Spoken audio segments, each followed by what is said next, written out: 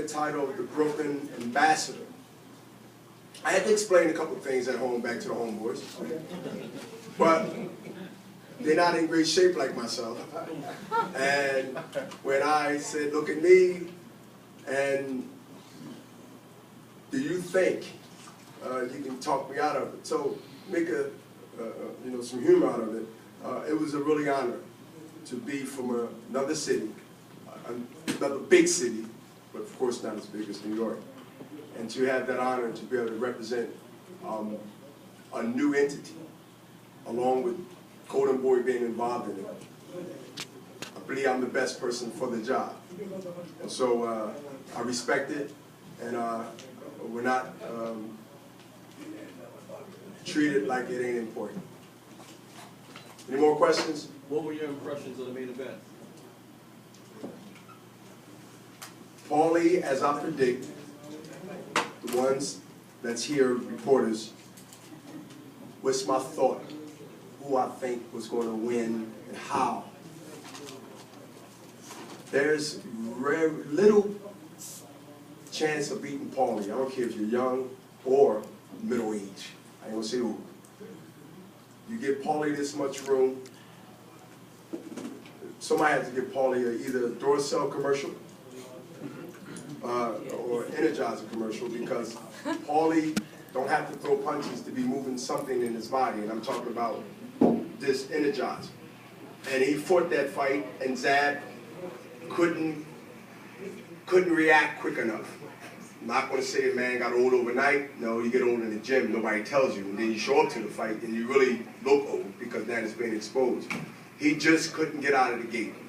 And when Zab come, maybe he would speak the same language I speak.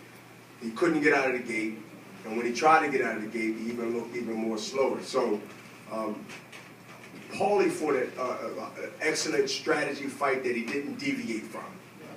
He knew he's not the better puncher. Both guys is not known as being punchers, but he's definitely not known as being a puncher. So he used the best and the most effective weapon that he had to use. He boxed, he threw combinations, and he reacted to the 30 seconds before the round end, and he made some energy happen, which punches was thrown.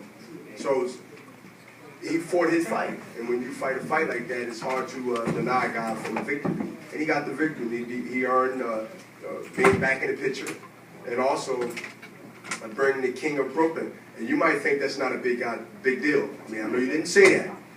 You know what I mean? It's a difference between, world champion and the King of Brooklyn. But you're in New York, dog. And when you're in New York, as they say, you're in New York, dog, that's bragging rights. I was corrected. I ain't from Brooklyn, I'm from Staten Island. That's how important it is when you talk about 5 boroughs. So, you're the king of New York. I mean, that's nothing to sneeze at for him and for the reputation that carries. So it's a pretty good fight. It's a pretty good fight. But Bika and Darrell was a tall order. They slugged. Round 1 to 12. And we got a sort of, they could say, controversy type thing. But this was one of the good controversies. I think they should fight again. I would love to see that fight again. I would love to see that fight again. Because I think the styles make fights. Bika's coming. Bika doesn't change his stripes. Bika doesn't change his stripes. He comes forward, he swings. And like I said, he's not technically sound, but he's tough. He's a veteran, and he's never going to stop. That's not his style. And so the younger guy got to figure that out. And Darrell looked like he figured out earlier. Looked like he almost had him out of there. But that's what, guys of wisdom, of experience, they know how to hang in there. They know how to survive. They know how to make it look ugly. If it's going to benefit you, I'll fight ugly every night. If it's going to benefit you. He's not a boxer, he's not cute, he's not flashy. He fights the way he fights, and he's been successful. Matter of fact, he's been successful, I believe, 2-time or maybe 3-time world champion in his whole career. That said something. So, use what you have to the best of your ability. All right, 3 minutes is up now. Where they at? Any more questions, anybody? What would be next for Paulie? I'm gonna tell you what I said. Bruce? Yes. First thing I said to Bruce was sitting next to me. I said, you know what? First thing came to my mind around the 8th round. I said, if this continued to be a boxing lesson, and Zab doesn't get a punch in to change the whole what's happening now, I like to see Paulie and Garcia. He said, Danny Garcia? I said, Bruce, what do you think?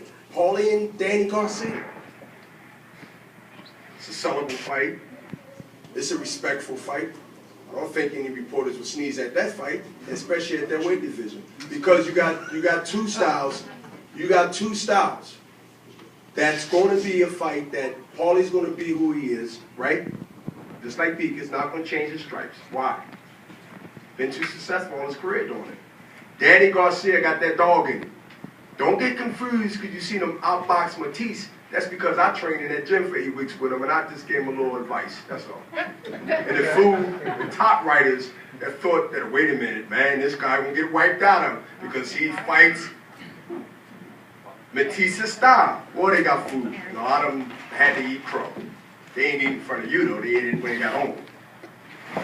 I would like to see that fight because I know that Danny Garcia that had people food that he couldn't box, that he was so much of a slugger that he's going to be bait for Matisse. He will have to be the dog that Zab Judah couldn't be tonight. Zab didn't have it in him. But Danny Garcia, if you want to say younger, if you want to say knowing that he has to make the fight with Paulie, that's what makes, to me, an exciting fight when it comes to styles and styles. Because Danny ain't going to try to outbox Paulie. Paulie ain't known for knocking nobody out. So you can take more risk with a guy that don't knock you out. You're willing to take chances you wouldn't take. And Danny Garcia has that DNA in him because that's what he led y'all to believe that he's going to fight like that all the time.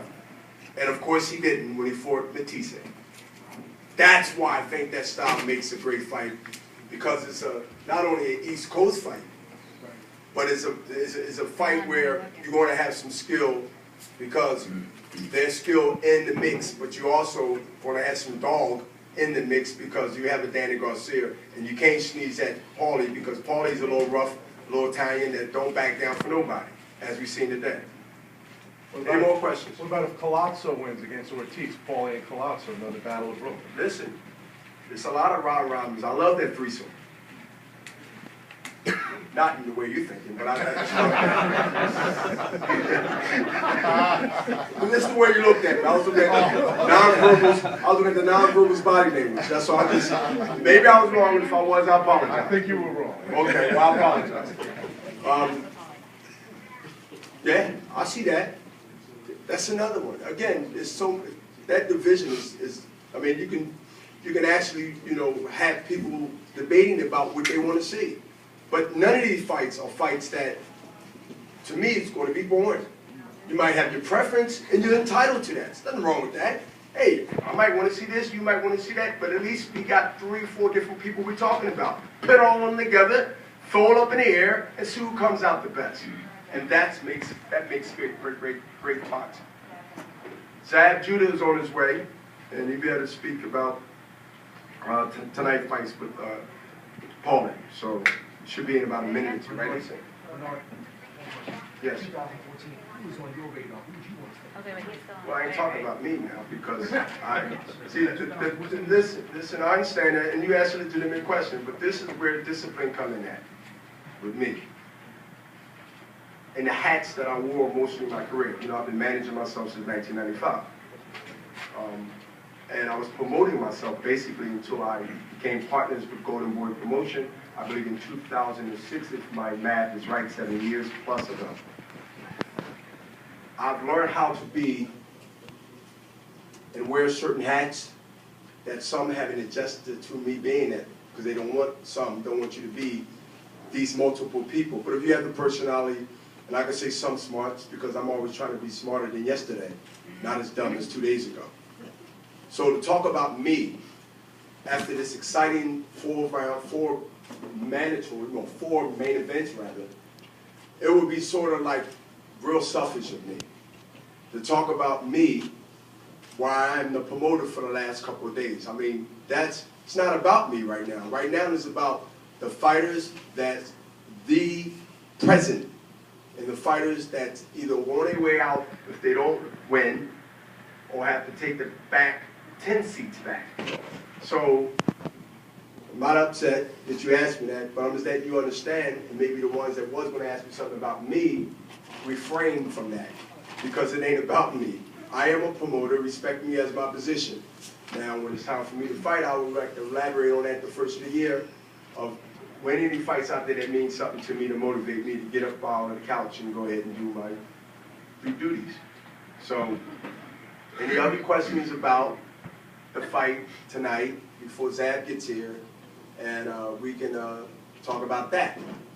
But like I said, the attendance again was 9,363 on a Christmas month when people are saving, I assume, to buy the kids some little toys and whatever they need to buy. So I think that's impressive when you have close to 10,000 people come to watch two Brooklyn Legends heroes and also the exciting undercard championship fights in Brooklyn at the Hopkins Center. So that, to me, that speaks a lot about people really paying attention to the matches that's being made and coming and supporting Golden Boy and supporting the Hopkins Center. So